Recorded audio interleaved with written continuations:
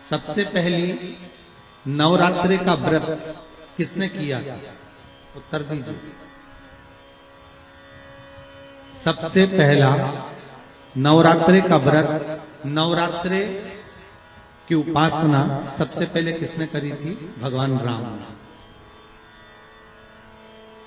अश्विन के नवरात्रि में भगवान राम ने 9 दिन तक कलश की स्थापना कर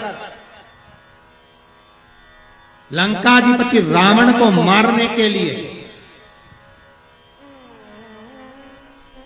मां जगत जननी की आराधना की।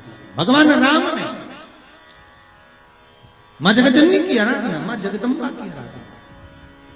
और कहते हैं मेरे राम ने प्रतिदिन मां आद्यशक्ति को निमंत्रण दिया और मां जगत जननी से विनती निवेदन कर कहा कि आपको प्रतिदिन आना पड़ेगा। इसलिए देवी भागवत में लिखा है कि नवरात्रि में एक दिन, जैसे प्रतिपदा है, पहला दिन है तो एक कन्या का पूजन करो, द्वितीया है तो 2 कन्या का पूजन करो, तृतीया है तो 3 कन्या का पूजन करो, चतुर्थी है तो 4 कन्या का पूजन करो, पंचमी है 5 कन्या का पूजन करो, छठ है 6 कन्या का पूजन करो, सप्तमी है 7 कन्या का पूजन करो, अष्टमी है 8 कन्या का पूजन करो, नवमी है, जम के बोलो, 9 कन्याओं का पूजन करो।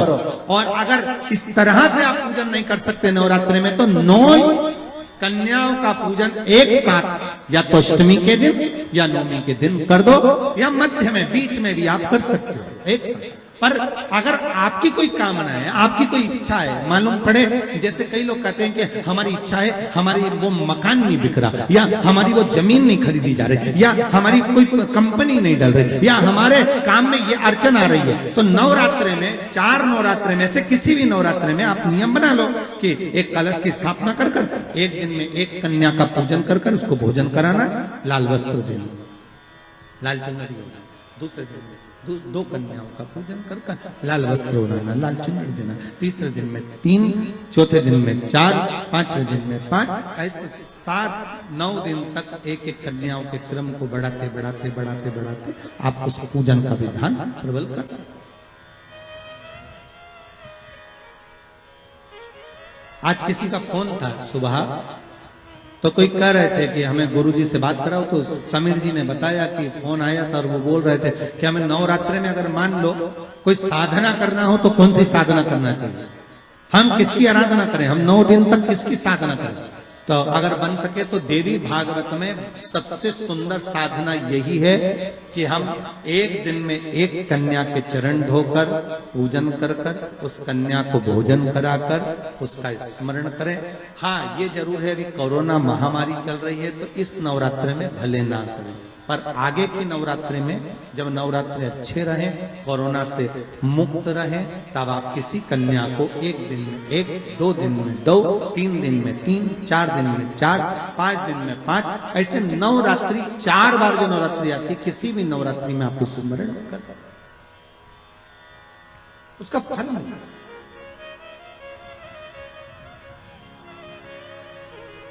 उसका फल होगा।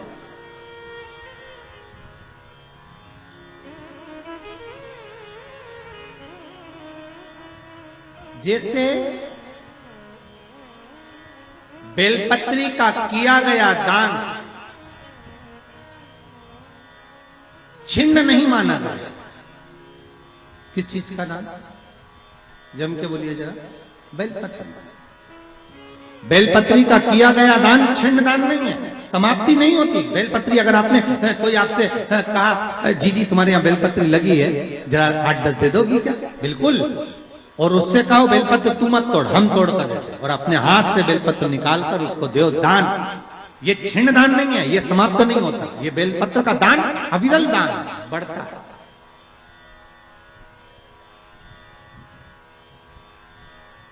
सुख का भान ये छिन्न होने वाला नहीं अभी।